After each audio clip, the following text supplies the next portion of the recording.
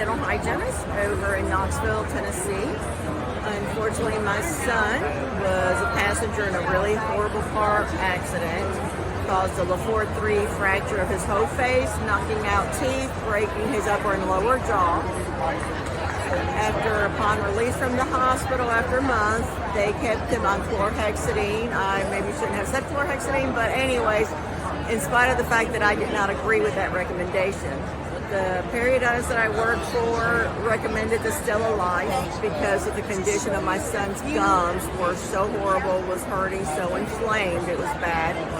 And within 24 hours of starting StellaLife, my son, who's 20 years old and knows everything, swears by that product, and you better believe I do as well.